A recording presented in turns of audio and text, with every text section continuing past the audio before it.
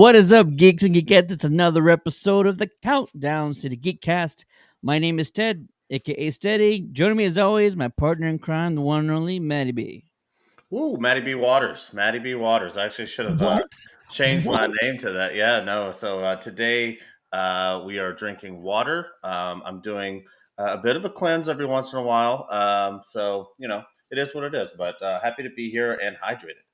I wasn't prepared for you just throwing this curveball in the show here. You should have warned me. I don't know what to do anymore. We'll figure it out, folks. I don't know what to say. Joining us for the first time, we've been working together for quite a while. He's been helping me out on events, and we've been doing interviews and stuff.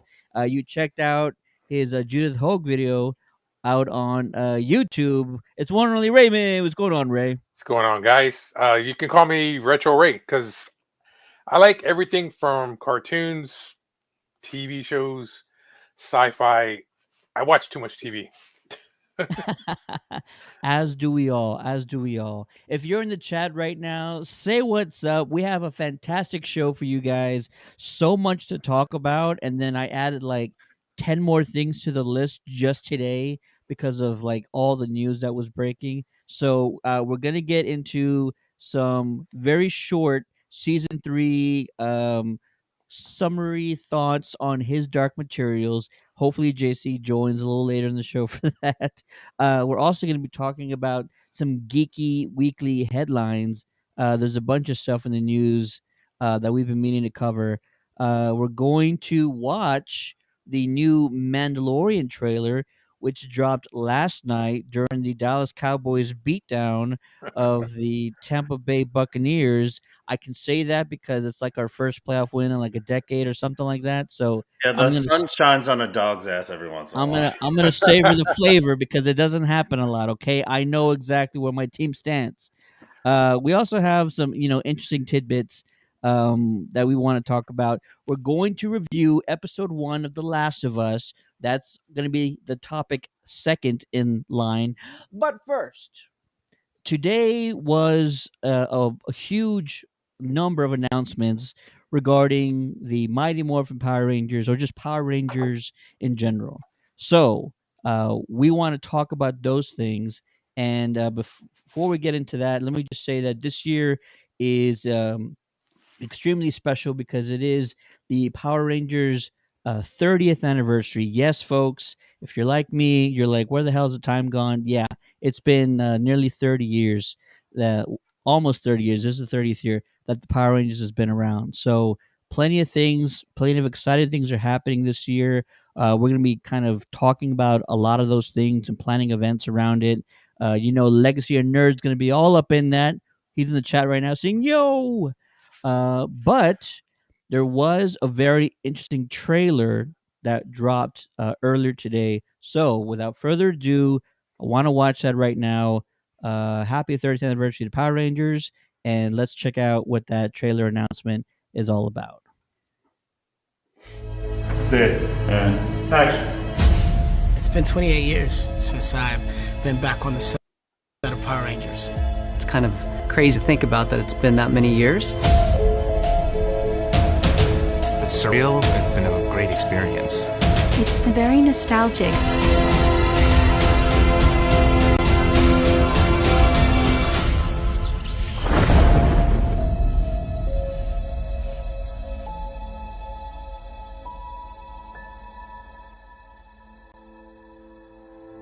It's been really exciting to film a 30-year anniversary special. Let's be honest, the main reason we're here is to see these characters, these actors that we're familiar with from 30 years ago. I think the audience is going to be, first off, excited to see a bunch of us retro Rangers come back. Directing 2 actors who were Power Rangers 30 years ago, and actually some of the other actors too, Steve and Kat, it was a really interesting process. Meeting fans, the one thing they always ask are they ever going to get the band back together? Just getting to work with Walter, obviously we have a long history together. Well, David and I working with him as Billy and Zach being Zach and Billy. It's funny how similar it is, but in a different way. David and Walter, Steven, and then Catherine.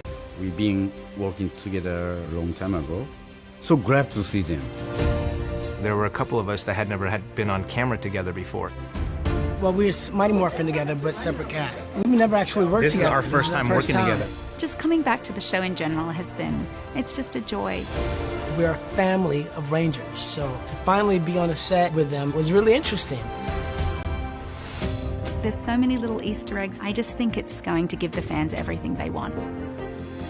It's such a different take on what we've done before, but a lot of the same elements are there. I think what I'm most excited about for the fans and this 30th anniversary special is for them to see us all together and our chemistry and our growth. I think this is the best way we could have celebrated 30 years.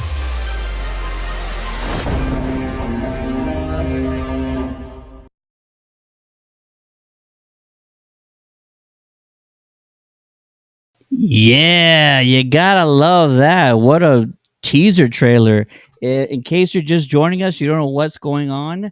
Netflix has announced that a 30th anniversary Power Rangers special is coming and will be streaming on Netflix. It'll be out April 19th, and you got Catherine Sutherland, you got Steve Cardenas, David Yost, and Walter E. Jones all reprising their roles. All the Power Ranger fans are stoked because you're bringing some OGs back. You're seeing them suit up, and there's a lot of questions because they're showing like 6 of the original members in uniform, but we haven't seen Austin St. John and the tragic passing of David last year. So there's a lot of questions on why there's 6 members there, but regardless, it's exciting because it's a Netflix development project. It's gonna be so huge and spectacular, big budget. Hopefully, the choreography is on point and all that stuff. It's gonna be nostalgia filled. Retro Ray, I know you're a huge Power Rangers fan. What are your thoughts on just the trailer alone? And how excited are you for this 30th anniversary special? I am actually very excited. I mean, for the 20th anniversary, I reached out to Steve and we put together a little event that was cool. We came out with little Power Ranger coins, exclusive art prints, these exclusive cool bandanas. Steve has been pretty cool. We've been friends for about 10 years, and I'm really stoked for this. And especially what you got to announce, it's going to be even better. And we'll get to that in just a second. Matty B, I don't know how big you are in the Power Rangers, but your thoughts on just You them always bringing say it that. back? We don't I talk grew about up. it enough.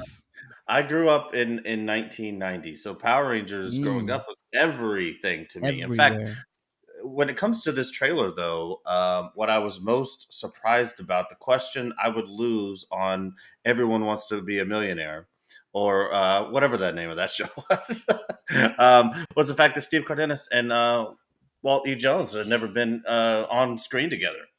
I would Crazy. have lost that because there's been so many iterations. A lot of these Rangers have come back. Maybe it's just one of them or 2 of them, and different iterations. But the fact that they've never been on screen together, with how close they were in the timeline, was crazy to me. So excited to see that. I'm excited that for a lot of these actors, this is one of the biggest things they've ever done. Was to be a Power Ranger. That's what they've always been most known for. And so, especially reaching the ages that they're going to be at now, I know that they're just going to give it their all, and they're going to be really really excited. And all of the Rangers I've ever seen at any con has been really appreciative of the fans and understands the place in their hearts. And I really truly believe they're going to put their all into it. It's going to be awesome. Yeah. Absolutely. And we'll get into a quick announcement, just something that we're starting to do for this 30th anniversary celebration. Sometime next week, we'll be interviewing the one and only Steve Cardenas, the Red Ranger. And well, he's a number of Rangers, different colors. But we're going to be interviewing him along with Daniel from the Legacy of Nerd and Retro Ray. He was nice enough to give us a little exclusive interview. So we'll talk about the 30th anniversary special. Not any spoilers, of course, but we'll get as much from him as we can. And it's just really exciting to have one of the top Power Rangers out there, really, on the show. So yeah, we'll interview him and we'll put that out hopefully sometime soon. And can't wait for you guys to check it out. But yeah, we're all excited, we're all stoked, and it's a big occasion. I mean, this franchise 30 years old feels a little bit longer, if you ask me, but it's not like there's any lack of content. Like it's been a strong. They've been going hard for 30 years. It's not like Star Wars been around for 50 years, and they've been taking breaks for years in between. Like Power Rangers has been going hard, extremely hard for 30 years straight, and so yeah, pretty exciting. It's a momentous occasion, and we got plenty of things in store. Can't wait, can't wait. I missed a couple of comments here. David says, Matty B, drinking from the living waters of Mandalore. Facts. And he's also a massive Cowboy fan. Hell yeah. Cowboys won. We'll see what happens next week. I ain't placing any bets, but I'm excited. Oh, next week's going to be exciting. Oh, yeah. I got to hear that. Legacy Nerd says, the comments on my channel have been on fire about this. Yes. And look, the writers behind it are huge fans, and so it feels like you're putting a lot of the correct pieces in place to have something pretty special. If it's just it could be done right, and we've seen things coming out recently that have been doing things right. We talked about Ghostbusters Afterlife bringing back some OG characters, and them doing the right amount of nostalgia, doing the right amount of creating a new story. There's rumors, and Daniel will probably talk about it on his channel about what the future holds of the franchise. If you want to hear more about that, go check out the Legacy Nerd. But pretty exciting all around that it's the 30th anniversary, and there's a number of things that we'll be talking about regarding Power Rangers within the next 2 to 3 months. So stay tuned. Get ready. It's going to be a wild and bumpy ride. Let's see here. Next, we're going to be talking all about this massive, massive show that came out just last night. HBO premiered The Last of Us, the series based on the popular video game. I'm going to be very honest with you guys, extremely honest. I know the high point sort of The Last of Us, but I have not by any means played it all the way through. Part of that is intentional. When I heard that this series was coming out, I always said, okay, well now I can't play it. I don't really want to spoil myself going forward. So I'm gonna do what sort of like a reverse little action here. I'm gonna watch an episode, and then I'm gonna play the game through the events of that episode. I've never attempted this before, so I'm really eager to see how it kind of plays out. That I'm playing the events of the game. But first, we're gonna go around and just get general thoughts, and we want to hear from you guys too. What are your general thoughts about the season premiere of The Last of Us? Let us know in the comments. And Maddie B, I know you were excited to talk about this. You just finished watching it, so let us know. First, give us sort of your general thoughts about the premiere of HBO's The Last of Us. I thought it was awesome. Obviously, Pedro Pascal hits again. It insanely well done. It was the perfect blend of video game cinematography and real world cinematography. The cues of the music here and there, the way that they had that throughout parts of the story was so much like the game. I just I moved into a new house, and there's this built-in surround system in the living room, and I hadn't been able to use it yet. But I got the receiver in today, so it's the first thing that I watched on it, and it blew my mind. I love how original or how it stuck to the original storyline.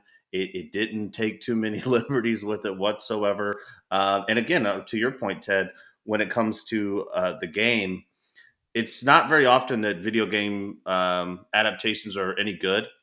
And so the want to go and continue to look at episode 2 or episode 3, like if you really want to, you can just go download this game right now. And if you want to know what happens next, you could literally download it. And I believe in the fact that you're going to have a very close experience with what you saw in episode 1, and if you want to continue the story a little bit, I think that you'll be able to do that as well. It's not very often we get an opportunity like that, so I'm thinking about taking advantage of that as well, Ted. I think I'm gonna give it a download and kind of follow and play along and see how far I can immerse myself into that story.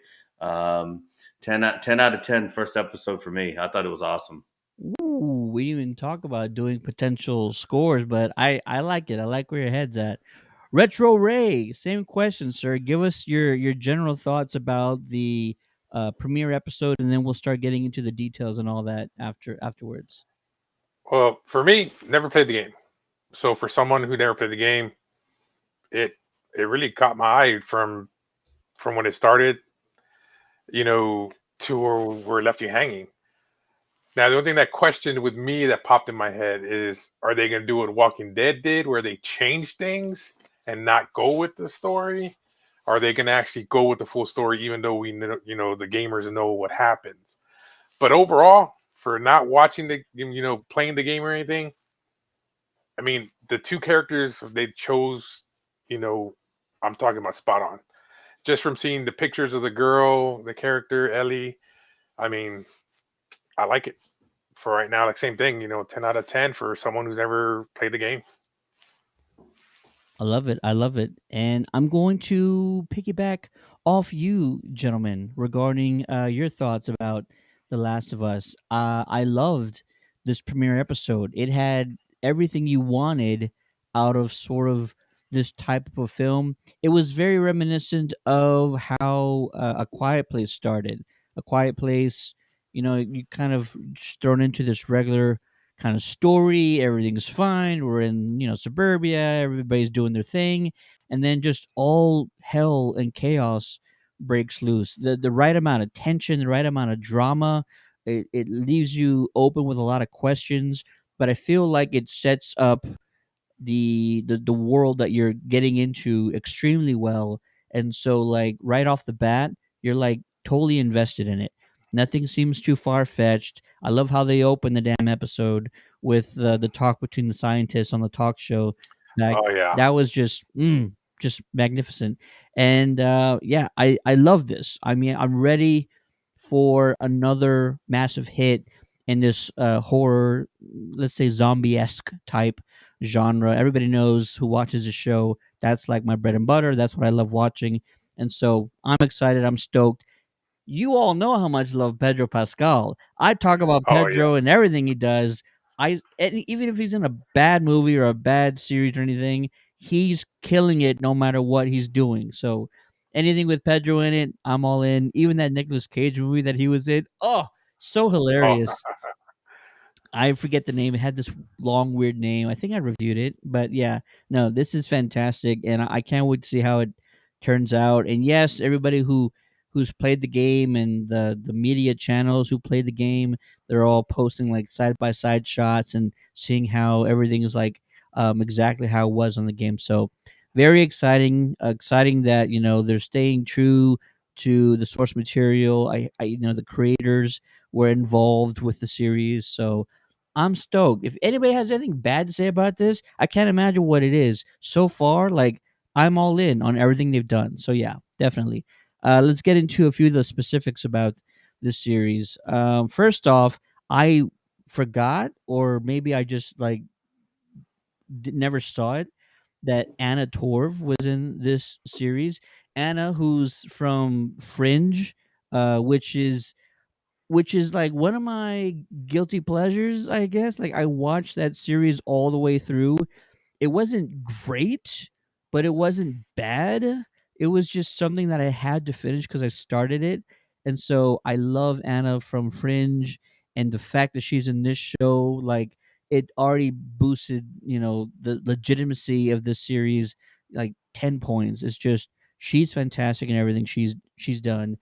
Pedro's fantastic in everything he's done. Bella Ramsey's in this. Love her from Game of Thrones. So like there's so many great individuals already on screen that I can't feel like they're gonna let me down. I'm so invested in these actors and actresses that I can't wait to see what happens. But I loved how they played everything up. If anybody's wondering, it was based in Austin. Yeah, they actually filmed this in and around Austin for the first half of the premiere episode, and then after that, they went to Canada and used the sound stages or whatever else they did. But yeah, they actually filmed in a few locations around Texas. And so wish it could have been an extra or something like that. I would have totally done that. Other than that, I love how they built the tension with this first episode. Right amount of horror elements, teasing us along the way.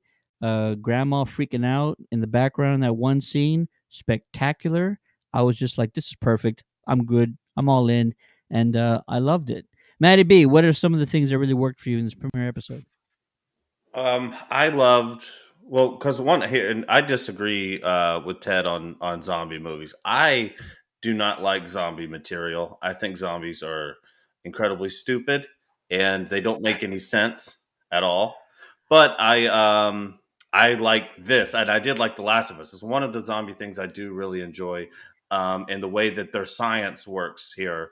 I really like. Like you went back to the scientist talking at the beginning of the episode, and the way he explained how the science works, and if the earth were to heat up and it wouldn't need like the certain thing, right? Like if they make it make sense, I'm okay with that. So I was already kind of invested there.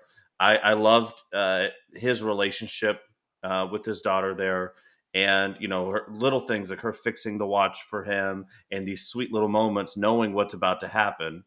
I love that scene. And then we get into the action where now, they're driving through Texas, they're cutting across, trying to get to the highway. All of a sudden the army's out everywhere. And then of course, we see that, she's injured. And so I think that the way it sets it up for us to meet the new character down the road, and him being sort of gruff with her and not really wanting to build a relationship at all, and knowing how that story is going to unfold as well as he begins to open up and seeing how he can do it. I love that mode of storytelling where it's heartfelt but also action packed and like, you know what I mean? Like that specific concoction of filmmaking and TV show making, I really enjoy. So I don't have a moment that I can pick out I don't like, and I really don't say that often. I could spend the next hour talking about things that I liked. The only thing I don't like is I have to wait till Sunday to watch the second episode. I know, it's so terrible, and this is a big change of pace from all the shows that we've been like trying to quit on because they haven't been so entertaining.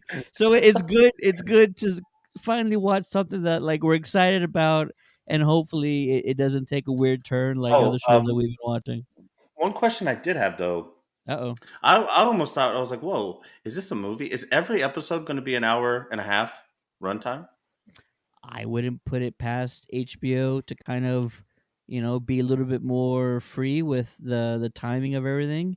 It seems to work well for other streaming services like Netflix to kind of not confine themselves to a specific time frame, but also if they just did it for the first episode and then every episode afterwards is just going to be 45-ish minutes, I wouldn't be surprised either. Yeah, but it's awesome. And again, I hope they don't do a Walking Dead thing with it either, because I hate it when zombie stories go on forever. It's like at some point they got to end. It's got to stop. Yeah. What happened? Yeah, but even that with Walking Dead, the actual what happens at the end, Yeah. that really teed me off. But comic wise, what happens when zombies don't eat is something that always really bothered me about The Walking Dead. But The Last of Us, they kind of solved that for us in the beginning here. The fungus can kind of live forever as long as it doesn't lose its host or lose that temperature. So it's interesting. Anyways, I'm rambling on. I loved it so much, I'm gushing. It's all good. Have any of y'all seen The Happening that Shyamalan made in 2003? Yes. So to me, it's like, because of course some people didn't like that movie about it was in the air and the trees causing the people to get kind of the same premise with kind of spores. It's nature that's causing people to kill themselves. Mm-hmm. I mean, I kind of like where they took that, Mother Earth can turn on humanity. And I kind of like that premise, especially with The Last of Us. The same thing like with the scientists at the beginning, you know what I mean? Yeah. People taking him like he's a nut. Yeah, Braxton in here saying that I guess he's probably talking about Ted, but no, he's I would love it. no, Braxton's a good friend of mine. Thanks for hopping in, bud. Also, big Mandalorian fan. We'll have to get Braxton on for one of the Mandalorian episodes down the line. But thanks for chiming in, Braxton, and being a dickhead. And shout out to General Kenobi's bunker. Hello there. Awesome. Good to see you, buddy. Let's see here. So everybody knows I'm a dad and I got a daughter, and so that entire middle scene with carrying the daughter because her ankle was kind of sprained, and then uh, spoiler alert if you haven't seen it, just see what we're talking about at the bottom there. Um, it, Pedro's character, Joel losing his daughter halfway through, I was like, "Oh man, this is gonna be heavy. This is gonna be really heavy."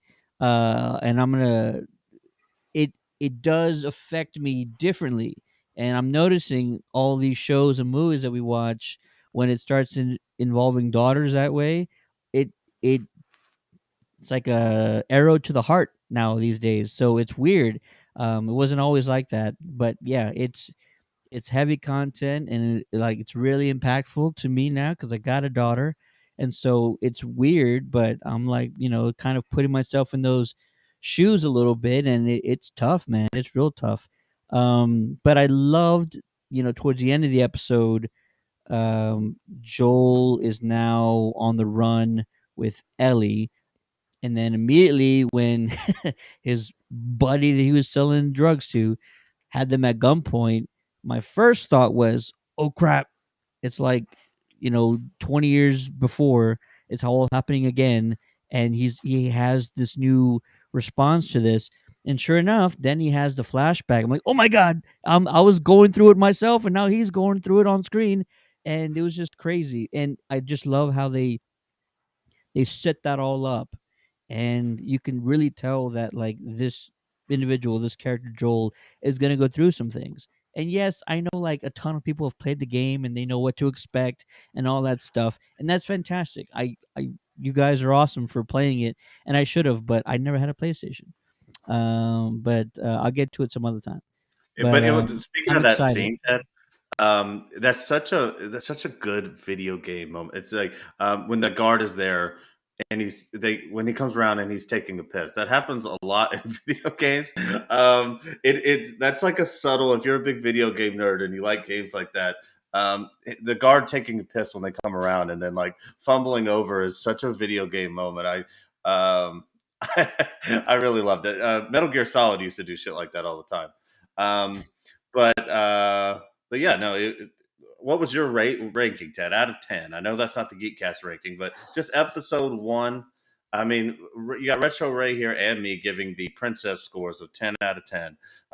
Is yours a little bit more critical? Slightly, but not much. I mean, I'm giving it a 9 only because like I feel like a 10 you really need to build up to something, and like 10 is probably how you land or how it ends, and it's like a perfect ending to a show. But you could have moments in between the beginning and the ending that have those perfect episodes. Breaking Bad had a lot of those. Game of Thrones had a lot of those before the final season, where I would have said, that was a 10 out of 10, perfect episode. This one's a 9. Started off extremely well, great performances all the way through. I love what they're setting up. I love what they're building. Um, I know that there's episodes where they're probably going to go all out, and there's going to be much bigger things at stake and much bigger scenes.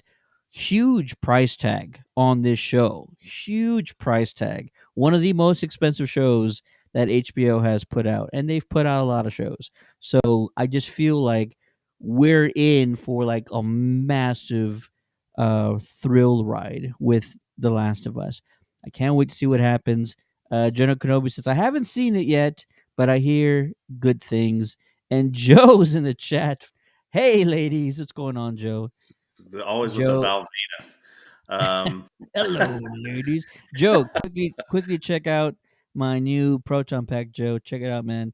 I need to take some better photos of it now that it's all put together, and it's all working in working condition now. But yeah, we'll talk more about that later because I'm gonna be wearing the pack this weekend, and with my Ghostbuster team. So we'll talk about that in a little bit.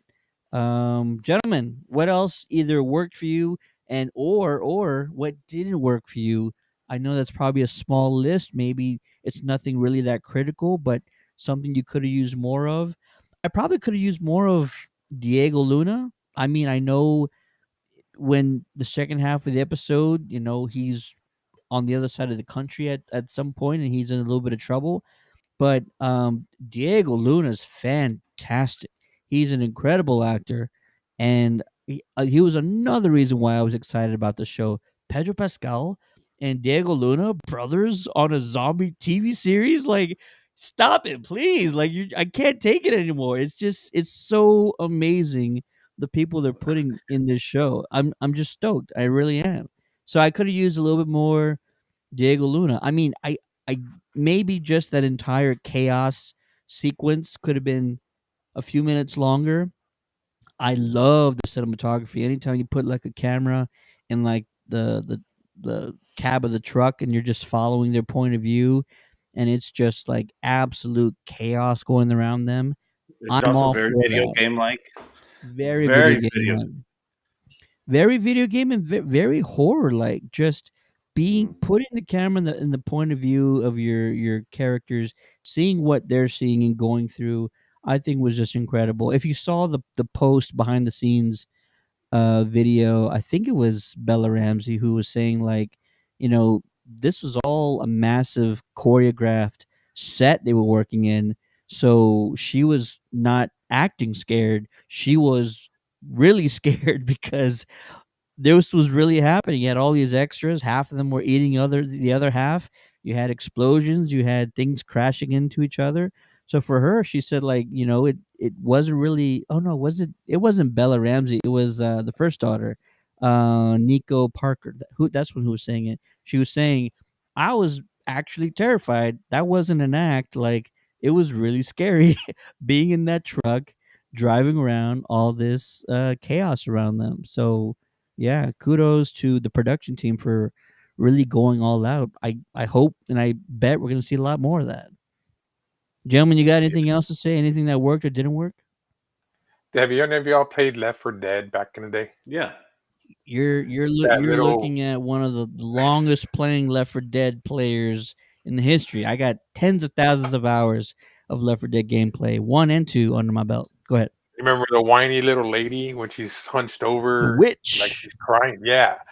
That when the little girl walks into the kitchen and she just looks down and the lady's just munching on that kind of gave me flashbacks. And then you see her, pop up. I'm like, man, that's some pretty cool stuff. And it's Absolutely. Special also, effects on that are pretty good. I believe that was also probably inspired from the first Resident Evil game as well. When you turn that corner and it's the first time you see a zombie. Oh yeah. I think a lot of zombie games do kind of give it a callback to that because it was such an impactful scene. But yeah, it reminded me of both of those as well. That was awesome. We're gonna get off on a tangent here. Jamie says, "Still waiting on more Left 4 Dead, brother." Yeah. You and me both. And I'm actually, I've kind of given up because Valve they went all in on their Steam store, and they're like, "We're making money off of this. We don't need to make games anymore." And I have no idea when they're ever going to come out with an official sequel, right? But he says, what was the one kind of unofficial sequel? Back for Blood. Back for Blood, which is a spiritual sequel. You'll kind of get a kind of a similar gameplay and feel for it, but for whatever reason, like just the style of Left 4 Dead was just something different. Yeah. And it was so fast paced, and it even the sequel that they did, I think Turtle Rock did it. It wasn't completely there. But you could also play games like World War Z, which are 4-player co-op. They have massive hordes that you can actually see in your point of view. Totally off on a tangent here, but World War Z also had some great moments in it because you're fighting like 200 and 300 zombies at a time, and you can actually see them coming like blocks down the street coming towards you, and that's always fun. So You got a couple of things that are similar, but nothing like the original, baby. Often imitated, never duplicated. That is true. Totally off on a tangent. They still need to make a Left 4 Dead movie. Movie, series. Fuck. You got him started now. We got him started. Well, now that we have the F word, it's officially Geekcast After Dark, baby. Hey. But yeah, no, it was good. I think we've covered it pretty well. Again, the number one thing that I think that we should all be excited about, and anyone watching this and watches us every week should be really excited about, is you actually get to watch us talk about something that we enjoy talking about. And you should see these group chats the past couple of months of how to prepare for the show. But yeah, no, that's good. What's next? We got the Mando trailer. Yeah, we're actually gonna get to the Mando trailer next. My son wanted me to say this. He loved the details of the show, because even like Granny, who went apeshit on her daughter and her husband, um, I forget her name, Sarah, I think it was. Sarah's walking into this house. She's like, hello, hello, is anybody here? And of course, as an audience member, you're like, shut up, why are you talking so loud? Especially in anything horror related. Shut up. Like, clearly this is a bad situation. Why are you yelling? And but my son pointed out, he goes, it's a great little detail. Earlier in the episode, the daughter of the old lady was like, she's like completely deaf. So even as this possessed quotes fungi monster, she couldn't use her hearing or anything like that. So it wasn't a big deal that this little girl was going in and shouting because she couldn't hear her at all. So fantastic little detail there that my teenage son made sure and made me promise that I would call out. Jamie Hodges says, get on it, HBO, talking about the Left 4 Dead series. Oh yeah. Oh yeah. Oh yeah. Awesome. Listen, if you guys are in the chat and you have something you want to talk about regarding the Last of Us premiere, please drop your thoughts in the chat. Let us know how excited you are about future episodes. No spoilers, damn it. I know half you guys have already played the game, but do not ruin it for the rest of us. We are extremely excited, and like Maddie said, it's been a while since we watched a show that we were excited about from start to finish. Even like House of the Dragon, like it had great episodes and then it had some snoozers.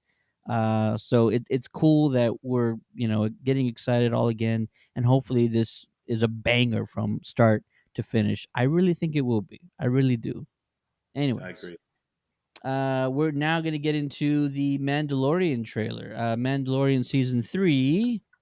Speaking of things that we're excited about, it's a great time to be alive right now. 2023 is going to be a year. Absolutely. Absolutely.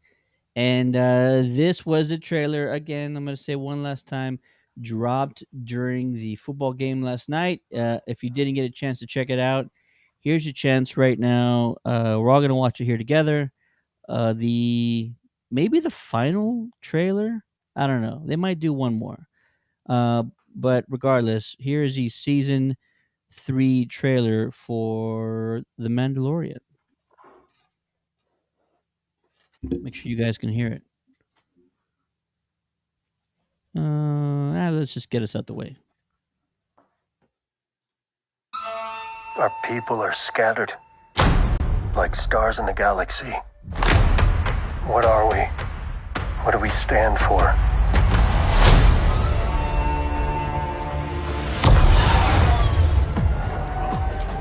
Being a Mandalorian's not just learning about how to fight. You also have to know how to navigate the galaxy. That way, you'll never be lost.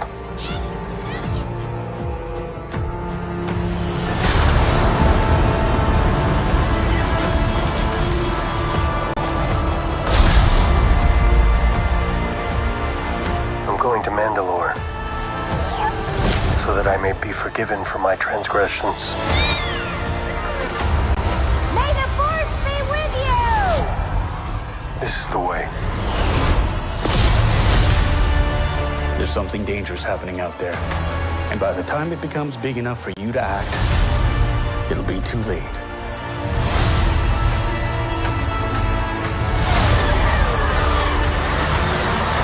Hang on, kid.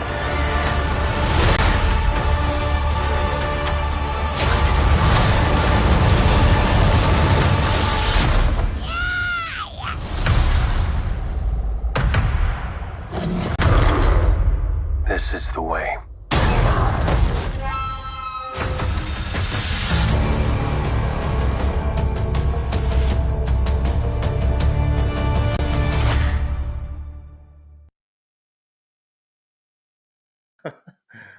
Oh, that's how you do a trailer.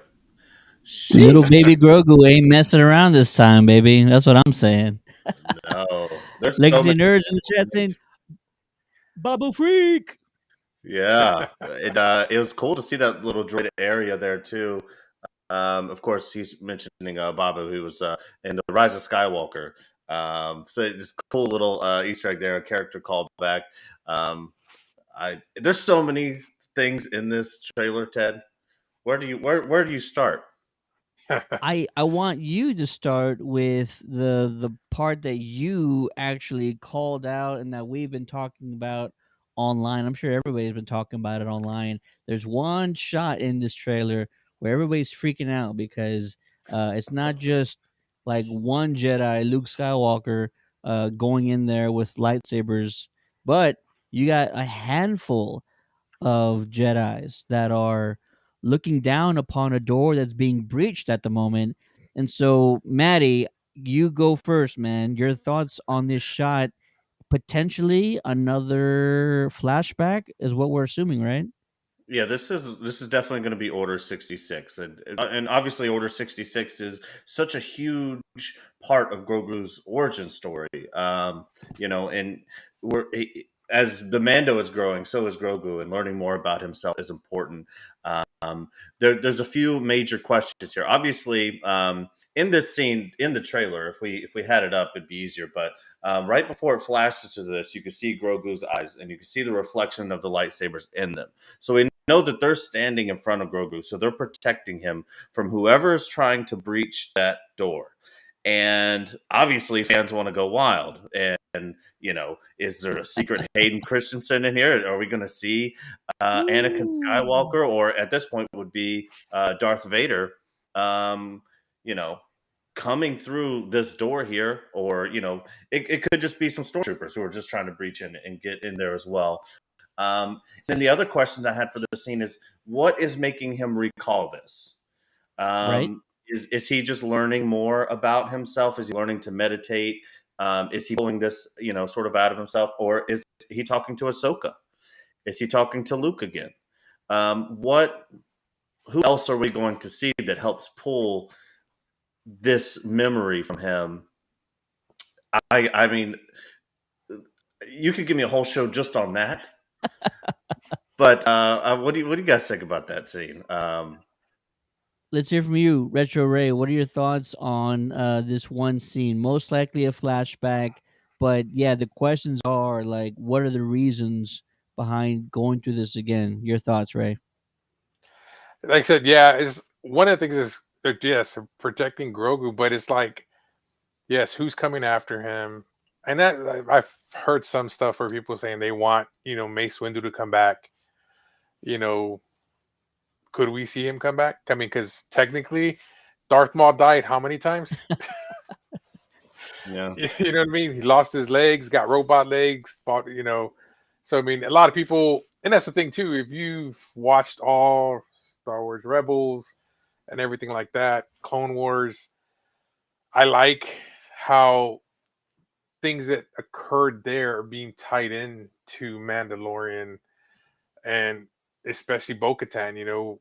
To me, when I watched the cartoon series, Bo-Katan was like my favorite character. And to see her live action, dude, I was like a kid in the candy store. But this scene alone, man, I don't know, but I can't wait. And of course, we probably won't see this till at least episode 5. They're gonna make us wait till that to see it, or even maybe the last episode. Maybe it's hard to say. It's I wouldn't put it past Dave Filoni to put this at the beginning of season 3. Like Grogu's having some nightmares, and this is exactly what we're seeing, and he's gonna wake up from it. But I went on the shoot, I went on the Star Wars Stuff podcast with a good buddy David, who's in the chat right now, and I told them what I've been saying on this show for a long time. Dave Filoni and Jon Favreau are fixing elements of the Star Wars franchise that fans have been complaining about. They've they've kind of fixed the whole midichlorians bit by trying to like make that a little bit more canon. From before, they worked the Sarlacc pit into the Boba Fett series and like try to fix that as well. I wouldn't be surprised because we've seen it on the different animated shows that we get some new elements of Order 66 that we had not previously known before. If you watch the end of the Clone Wars, is it Clone Wars? It's a Clone Wars.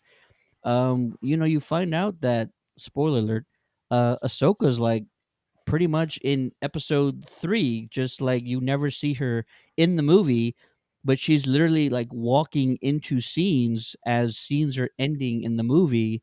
And in the Clone Wars final season, she's like going into scenes talking to characters from episode 3, like right after like Kenobi or Anakin to walk out of a room, she'd be walking into it.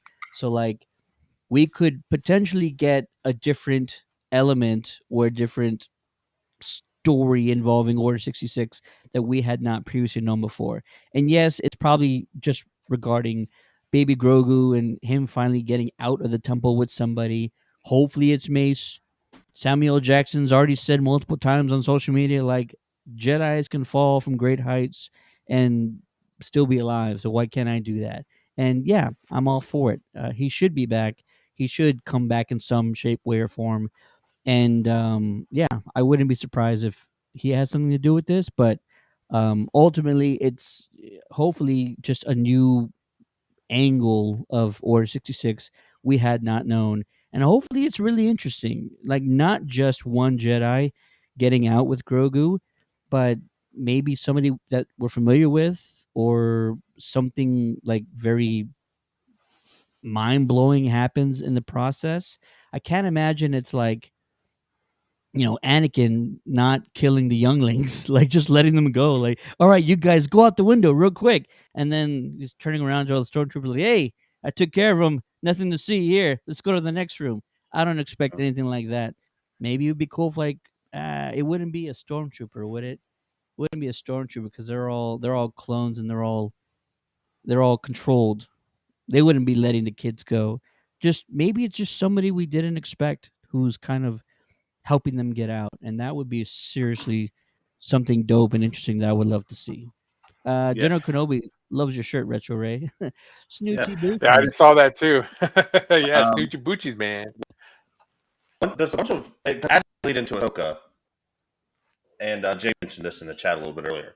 How it might be more likely that it's Ahsoka that is working with Grogu to memories. But there's also a big character in that timeline with Ahsoka, who's Grand Admiral Thrawn. And so you can see when those TIE fighters are coming in, those are the type of interceptors that Thrawn would be flying. That's like his sort of area. So, I mean, and they're on Mandalore there in that shot. And so is the Empire still holding a presence on this, pretty devastated area? The Mandalorians are clearly fighting someone in this trailer. We didn't get a good, clear look at the enemy, but I guess we can assume they're still fighting the Empire in some way. And so I guess during this time, Palpatine would probably be on Exegol. I'm not sure. But, I mean, there's a lot of questions that this trailer raised if, you go back and watch it and apply some of that to, previous things. But,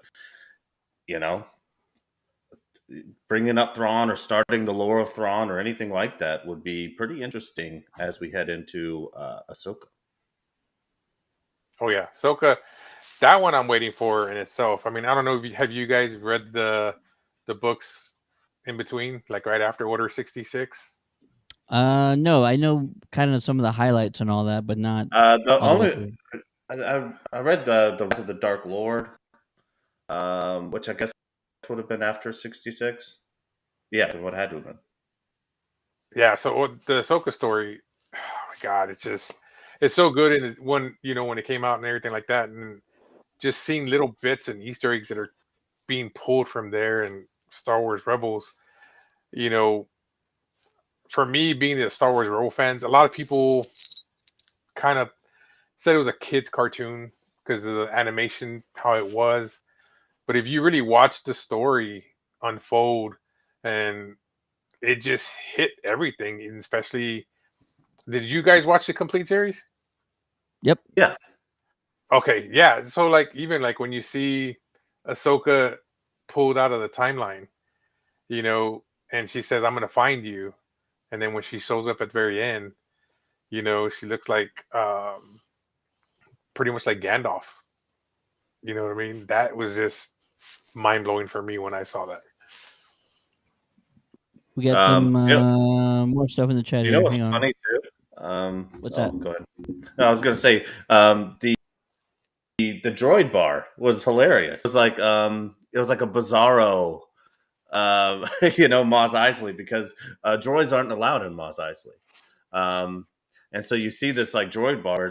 It's all droids in there, and you even see the B-1 battle droids that from Phantom Menace in this bar.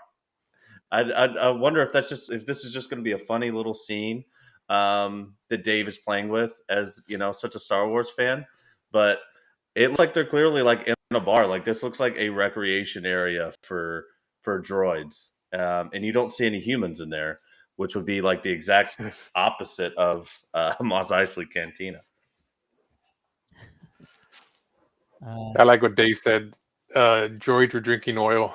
I mean, that was as we expect them to. Yeah. And then, Babu Frick. This might be a really droid heavy thing because Frick was the one who he was a droid smith, right? So yeah, it's interesting. There's a lot of good times in this trailer. It's got me super excited. If you can't tell. Babu Freak. Listen, there's even people hating on Babu when he came out, and I'm like, what are y'all talking about? So this is again Filoni and Favreau fixing the complaints of the galaxy, bringing him in, giving people a second shot at meeting these characters. And I said this on Star Wars Stuff podcast, and I'll say it again: we will eventually get Jar Jar Binks in one of these series for sure. I'm not sure which one, just whatever one makes the most sense.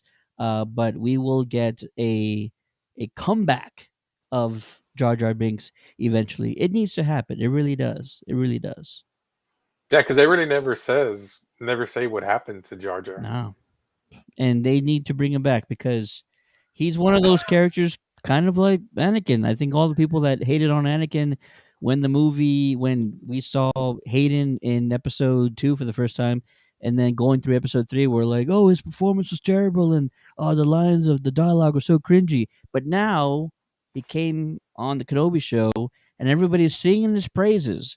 So it's just one of those things. Like, you don't know how great something was until you spend some time with it, and all these years later, we can actually appreciate Hayden's performance a little bit more, and we appreciate the prequel trilogy a little bit more because we see how things can go haywire with the sequel trilogy.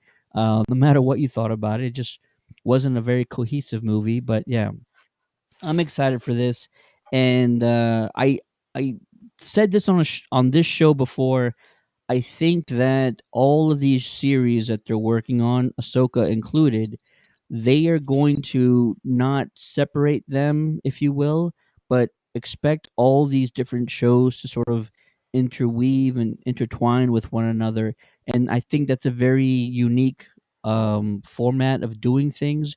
We saw how they did it with the book of Boba Fett, more of a portion of a much larger book, not just a self-contained story on its own. So let's, as all fans, let's all get on board and get behind this. All of these series, they're not going to be separate. These characters are going to be bouncing in and out of each other's different shows, and they're not individual shows. They're all one big story, and we're just seeing their different points of view throughout. I think we should all probably understand that because it feels like it's what they're doing, and so we'll probably see Ahsoka in here in this show from time to time, and they will make sure and have a good jumping off point to lead into her series.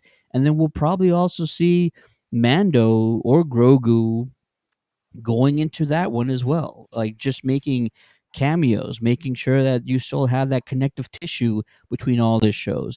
And it's good. It's a good thing to do because it's not been done like that before. And so it's exciting and it's something new, and I'm behind it, and I hope all the other fans also think so too. Boba Fett, the book of Boba Fett got crapped on a lot because people were saying like, why are you bringing in Mando? He can't hold his own show. And it's like, no, it's not that. It's that they're so interconnected that we're going to see these characters more often than not. So let's just Two make things sure can we're be all on the true at same once. page. Sid. Two things can be true at once. Okay. I'm just letting you know. I'm letting you know. So with you guys, do y'all wonder who saved Mando? Does that Uh, like it's when you see him and there's a kid and he gets pulled out, you just see someone pull him out, but we don't know who it is. what it is a Mandalorian, right? Like we do see the helmet. Yeah, but we don't. I mean, it's like, but who could it be that could have saved him? That's one thing that's always like when I see the show. That's the thing that's always wondering. Like, I'm trying to figure out like who could have saved him. You know, from Yeah. because mind you, you can look at it. The Mandalorian clans. There were so many clans at that point. Which clan member is the one that actually saved him? You know what I mean? So it's going to be interesting. Like he's saying, he's from what I'm taking from what I've seen so far, that he's going to be looking for more Mandalorians that are out there, not just, you know what I mean, in the galaxy. Kind of like find all the Mandalorians, kind of. Yeah, well, he's the rightful leader of Mandalore because he got the dark saber in combat, so it's basically his duty now. And I think what we're seeing in this, which is so cool about how this character has developed over time. He was sort of a lone gunslinger, a cowboy. Yeah. He didn't, really want anything to do with his life. Grogu kind of softened him up. He comes across now much more as wanting to step into that leadership role, finding all these different Mandalorians, and sort of it seems almost like it's his fate to do so. But he has to make up for the fact that the transgressions that he speaks of. I think it's really just that he took his helmet off, which is obviously not the way. So I'm really really excited to see that, and the way that Filoni has and Favreau have sort of molded this character and changed him slowly over this amount of time. I think is masterful. March can't come soon enough, I don't think. Oh yeah, no, it definitely can't. The one thing that too gets me is that are they going to throw it down between Bo-Katan and him? Are they actually going to fight over the saber? They have to. She's got to at least try. She's got to at least try. It wouldn't make sense for her character to just roll over. But it seems as if it's Din Djarin's fate, and so we know how Star Wars go. Whatever someone's destined to be is usually what they turned out to be. Yeah, that's true. I'm gonna get caught up in some of these comments here. Jamie says, I'd bet on more Ahsoka as we work towards her series." Absolutely. David says, just like the Kenobi series, start with the season with Order 66 with a bunch of action, a different point of view. Yes, absolutely, absolutely.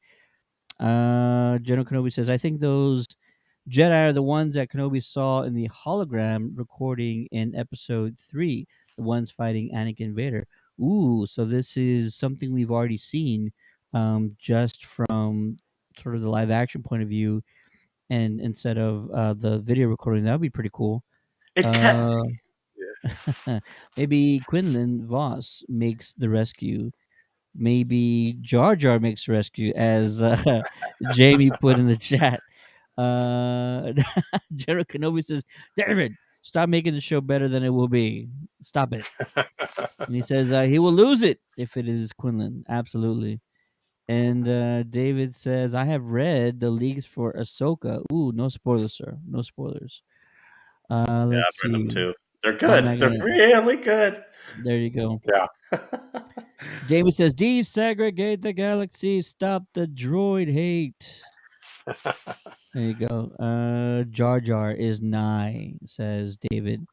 Also, Donnie Pearson. Hello, Ted, Maddie, and Retro Ray, and all. Happy Enterprise Day, fellow Trekkies. Hope you are well. Hey, awesome. Is it really? Happy Enterprise Day? Fantastic. Appreciate that, Donnie. Thank you. Trekkies. Trekkies or Trekkers? There are some who do not go by the Trekkies label and they prefer Trekkers. I know a few of them.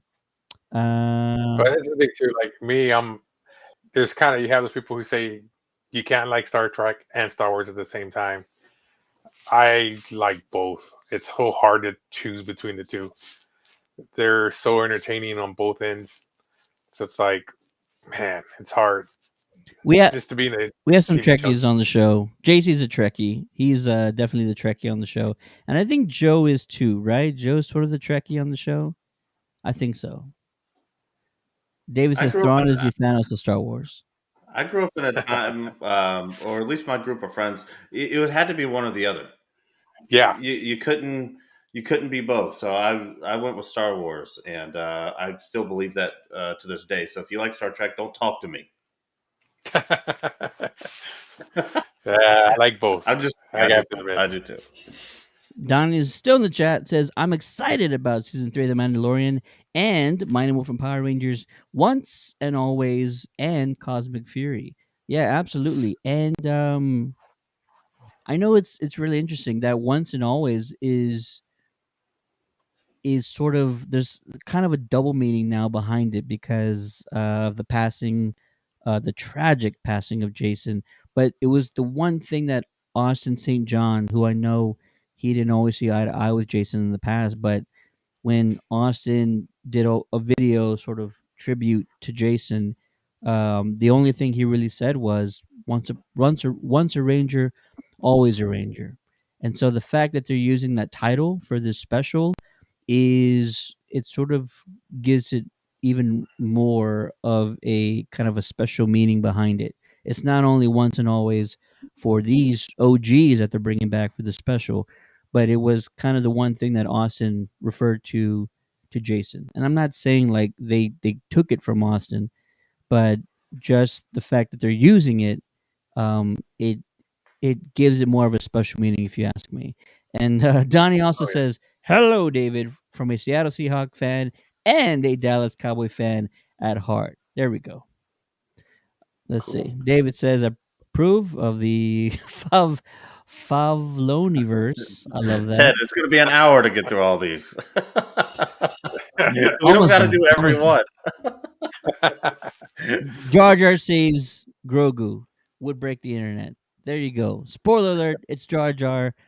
Oh, dude, can you imagine if that were to happen? How many people would? It'll be half and half. Some will be pissed and some will be happy. You know what's interesting that we didn't see in this trailer, and this would be the last bit for me. What's interesting is that we didn't see any Moff Gideon, and yeah, it was on this program that Giancarlo actually revealed to us that he would be a part of season 3, and he's already said season 3 is off the chain. Those are his quotes. Real quick, because my daughter won't let me not say hi. So, hi to the little one. Hello. This is my little Hi. Ellie. Nice. There you go. But yeah, it's also odd because at the beginning of Monday Night Football, Giancarlo kicked it off. That was awesome. With the huge speech in a very Giancarlo way. But no, he definitely confirmed on stage at the Superhero Car Show and Comic-Con. I was right there next to him, and Ted was sitting next to him when he said very much so, and actually went in depth about him being in season 3. So that seems odd. But yeah, who knows? We know he's going to be in it. So Makes me think they have something really special, right, for Moff Gideon for season 3. I mean, I know where he ended at the end of season 2, so he's probably in the custody of someone, either for good or just temporarily. But I think they have something really special for him. I mean, if you don't bring any other big bad that is in the Star Wars universe, then Moff Gideon is still your guy for the time being. So I think they're trying to make people wonder because not every Mando fan in the world watches every interview and reads every article. You know what I mean? So I would yeah, say the smaller contingent of people are that in depth with knowledge of those things. So they're probably just trying to make you wonder who the big bad is. That's why we saw the Empire ships, we see the Mandalorians fighting, but it didn't show us a villain at all. I don't think, other than the no, ships. no, So I not think they're really. just trying to make us wonder. But we know he's going to be in there. So, and I can't wait. Yeah. I can't wait either. March 1st can't come soon enough. Really exciting. If there's anything else you spotted in the trailer, any Easter eggs, stuff like that, drop them in the comments. We want to hear from you guys. And you better believe once Mandalorian comes around, we're going to be all over that, and we're going to bring our friends along. You know who I'm talking about. Jose, Dave, Daniel, get all in on this. It'll be a fantastic time. Can't wait for The Mandalorian season 3. Yeah, Awesome. maybe David will invite me back on, even though I'm banned by corporate for no reason. You'll have Ted on, but no, It was only because you were busy is the reason why I was on. I no, was a it's because substitute. it's because they thought I made an insensitive joke about Bryce Dallas Howard, and it turned out to be I had a crystal ball the whole time, and they We've can't handle already the truth. we've already cleared that up with their human resources. It's all good. We figured that out. Yeah, we'll see. No JC yet. I don't know if he's watching, but we were gonna talk about his Dark Materials. Probably just gonna wait until another time. So let's get into some geeky weekly headlines. The first of which caught me by surprise. I'm sure it caught a bunch of you guys by surprise too. So let's go ahead and put it on the screen. Top Gun Maverick star Glenn Powell has actually written a Captain Planet script. He actually did this 5 years ago. He gave it to the production company owned by Leonardo DiCaprio, and he says, "quote unquote," it's still alive. There's still a hope. Gentlemen, I ask you here and now, how excited or not excited are you for a live action Captain Planet project? Maddie? I'm right in the middle on it. I obviously love Captain Planet. 90s nostalgia is incredible. But at the same time, it's like, what are you going to do with it? Because I'm not really going to watch that show if it's just a live action version of what the TV show was. And I don't know that I would love it if they just like extra superhero universe it either. I don't know how I feel. I think that's probably the reason why it's been stuck in delay for so long, while so much nostalgia has been greenlit. Um, what do you do with it? I don't know, and so that I'm sort of right in the middle on it. If it never happens, I'll still love Captain Planet, and if it does happen, then I'll watch it. But I don't know. I don't really have any strong feelings one way or the other. I think it's interesting. It's Leonardo DiCaprio's studio. Maybe if he just gets drunk enough one day, he'll call and say, "Make it."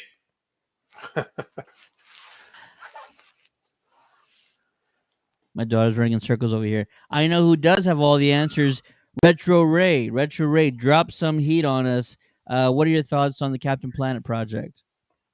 I mean, if it's kind of one of those things that do you make it as a movie or do you make it as a series? That's the thing. Is like, and then also too, how much money are you going to drop into it? I mean, is he going to play Captain Planet himself, or is he going to play one of the and then who's gonna play Mother Earth? You know, there's so much behind it. You got to figure out like, hey, are you gonna do a teen version? Are you gonna do adult versions? I mean, I liked it as a kid, but I'm the same thing like Matt. I'm kind of like right there at that half and half. The one thing I would like to see made into live action is Silverhawks. Ooh, That's one thing. That's one I would like to see make into live action. I mean, I know they supposedly greenlit Thundercats. That I'm kind of interested in, but where's that at? Yeah. you know what I mean. But this one right here, I'm kind of half and half, man. It's kind of one of those things. Captain Planet. The thing about it is, and the way that I remember Captain Planet, wasn't so much that it was a very serious show. It was kind of a do-gooder show to inspire kids to like recycle and stuff, and to maybe stand up to people dumping chemicals in your reservoir or whatever. So it's a little too on the nose for the subliminal activism that Hollywood typically likes to use, such as like a subliminal activism like Way of the Water, Avatar. You know, or even the first Avatar. They like to more subliminally push those messages. Captain Planet's just a little too on the nose, I think, as far as that goes. If you make it just like the show, it's going to be like a public service announcement for the whole time. Yeah, and this is supposed to be live action. And the thing that I question about this project, it's a huge challenge for all the reasons Maddie has already stated, but also just the fact that like it's very cartoony. Like even the villains, super cartoony. You can't really replicate those type of villains. I mean, Jim Carrey was pretty good as was it Dr. Egghead, right? Um pretty sure it's his name from Sonic. That you kind of nailed a little bit, but like that's Jim Carrey, and he can only do that. You can only do that really with Jim. But this show, I don't know how you replicate some of the storylines, some of the characters, just because it's so far fetched, it's so out there, and so it's a huge challenge to try and replicate that in live action form. Do you go a little bit darker with it? Like, I mean, the only other thing that's really come out recently that's been really cartoony that's coming out soon is the Super Mario Brothers movie, and like they figured out, like, you know what, we can't do this in live action. There's just no way. So now they're going to this computer animation, and that might be a better solution for this type of a project. Now, if they did that, I can see that. I Yeah. can if they do it like Mario, that type of effects, I can maybe see it. That just might be an easier way to go, because I don't know how you pull this off going to live action. It's a great like goal and to have, but I feel like it's just so difficult. You're walking a fine line with these characters and the premise and the villains I've already mentioned, and like Maddie said, just the entire plot, stopping pollution. I mean, very heavy-handed, and also just very realistic. Like we all know there's companies dumping all kinds of crap in the oceans and lakes and rivers and everything else, and just there's so many things you can do with this, but if it feels like it's too much of a burden and an obstacle to try and overcome, you might be better off doing this in some form of animation and getting it out there, putting it on a streaming service or whatnot. But I feel like live action is just too difficult. Just trying to figure out a good enough looking costume design for Captain Planet on a big screen, I feel like it's already just a huge undertaking, and I do not envy the people that would be responsible for that. If you're gonna go back to this era of my childhood and do something live action, give me the Magic School Bus, okay? Hey, and then you could do your fun little learning lessons in each episode. But yeah, I don't know. I don't know if anybody really needs this. It seems like it's a passion project for this guy. And follow your passions, big guy. If maybe in his head, if he were to be on here, he might explain it in a way that we're like, damn, dude, yeah. I'm just, I just don't know where you could go with it, and maybe my imagination just isn't quite as good. If anybody else in the chat thinks they have an idea, throw it in there. But yeah, that's where Please I'm at do. on that. No, I agree. Let's see here. David says Leonardo DiCaprio owns the rights to something. I heard. Yes. Colin actually gave the script to his company. Donnie says, "I'm looking forward to the live action Captain Planet movie. I love the animated show. I would be all there and all for it if they can pull it off. I just feel like it's too big of a challenge." Legacy Nurse says, "I mean, Happy Feet was very in your face activism. Yeah, but it was also like overshadowed by like talking dancing penguins." And so like it's not as severe. And also that's aimed at a very young age, right? Talking, dancing, singing penguins is aimed at extremely young age. And so you can kind of get away with that. But you What do you start mean? You doing never saw Billy Madison? Come on. all I mean to say is like you try to do a superhero movie about activism. Again, it's just like you're missing your target audience really with all that heavy-handedness of what's the referencing and the plots of the movie. So yeah, it could be just an extremely challenging project altogether. Up next, something that kind of caught my eye, dropping at the end of this month, January 31st. Check out the Spotify original Harley Quinn scripted podcast. Harley Quinn and the Joker, Sound Minds, got a great cast behind it. I haven't got into any of these scripted podcasts. I know there was a Batman one that came out last year that I never Apparently, it's supposed to be great, and I haven't I either. I heard good things about it, and I still need to get into it. So if you haven't already heard, go check out the Batman one. I forget the name of it. But January 31st, the Harley Quinn and the Joker. That one was pretty good. The Batman one was pretty good. I did listen to it.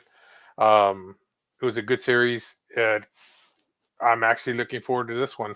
One thing about my job, sometimes I'm driving from San Antonio to Corpus, and I don't listen to any radio or anything like that. So I just listen to a bunch of podcasts.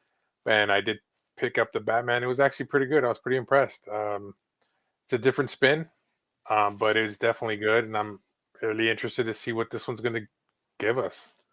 You know, especially with Ricci playing Harley Quinn. Yeah. Shouts out to Christina Ricci. Woo!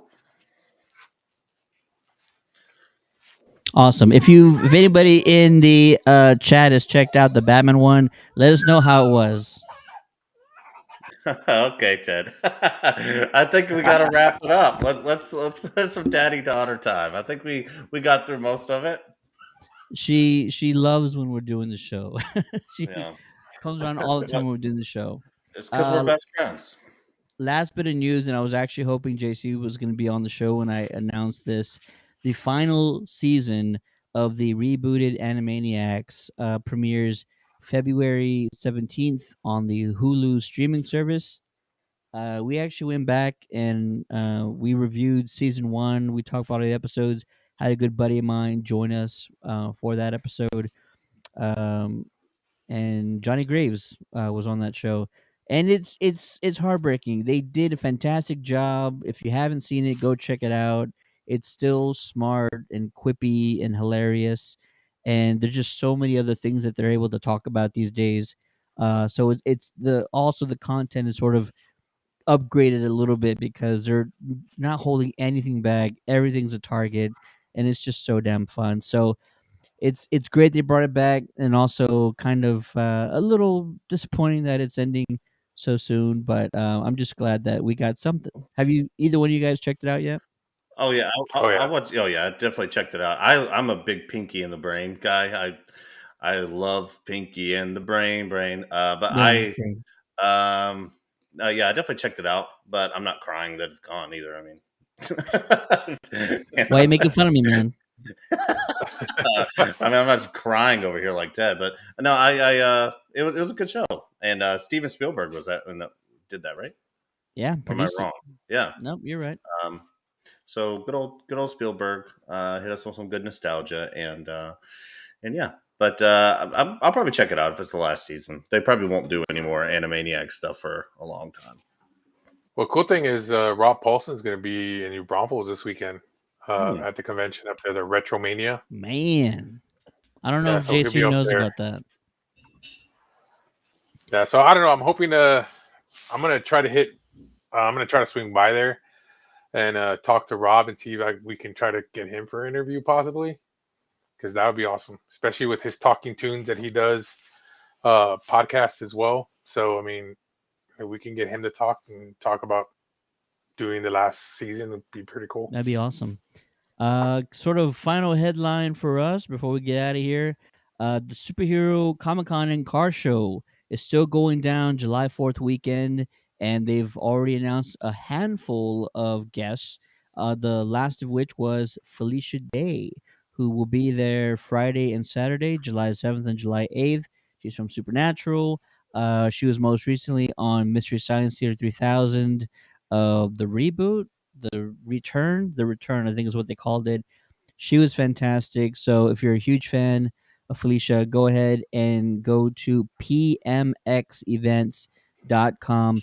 Get your tickets when they're on sale. I don't know if they still are or how much longer they will be on sale, but you will not be disappointed with this event. They've already partnered with Ace Comic Con, so expect one of the biggest conventions in the country to go down in the Lone Star State in San Antonio, Texas. Superhero Comic Con and car shows. We found our Miss Frizzle. Perfect. She's perfect. Perfect. But no, yeah, Superhero Car Show and Comic Con. I can't wait. I'm in Houston now, but I will be back for that as well. So any of you guys who want to meet up, and I'll buy you a beer. Nice. Woo! Yeah. Legacy Yeah, Nerd Ace Comic Con. says Ace Comic Con is he'll be there huge. too. Mm-hmm. Well, Ace is huge, yeah. It can't be much better than it was last year, but it's been promised to us by Bob himself that it will be. I mean, the lineup last year was absolutely insane. It had one of the best lineups in the country for all of the fest. So I'm excited to hear about some of the bigger ones that'll be coming, but you can't guarantee those until later with production schedules and everything. So each one that gets added, I get more and more excited though. So yeah. Ace, they had a couple of years back, they had pretty much all three, Wonder Woman, Henry Cavill. They were all up, and I think, what was it? I'm not too sure, it was Philadelphia or somewhere in there, but it was up north where it was snowed. A buddy of mine went down there just to meet Wonder Woman and get her autograph. But yeah, they put a good show together. They put a great show, and now those two forces are combining to put together a banger of a convention, and it's always well run, well organized. They always think about the attendees first, low prices on food, refillable popcorn buckets of your favorite. Oh yeah, the popcorn buckets are nice. Huge, massive, and it's gonna be another incredible show. Multiple stages, multiple panel stages, and a huge number of guests are going to be announced between now and July. So do not wait. Like I'm warning you now, do not wait. If the tickets are still on sale, you want to get them now, and just prepare yourself for like what's going to be a fantastic event, one of the best in the country. Superhero Comic Con and Car Show. That's going to do it for this episode of the Geekcast. Thanks for everybody for watching. Be sure to like and subscribe as we continue our Last of Us discussion series every Monday going forward.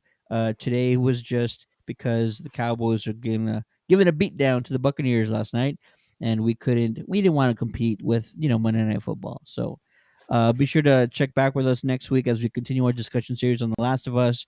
And tomorrow, join us for a very special episode of the Ghost Heads Radio Show. Steady's going to be talking all about his new Hasbro pack right here. It's got all the bells and whistles on it. I finally kind of put it together and all that. It was a lot of fun. Any helpful hints I can give you guys on how to put either the stand together or how to work the switches and all that, we'll be talking about that tomorrow.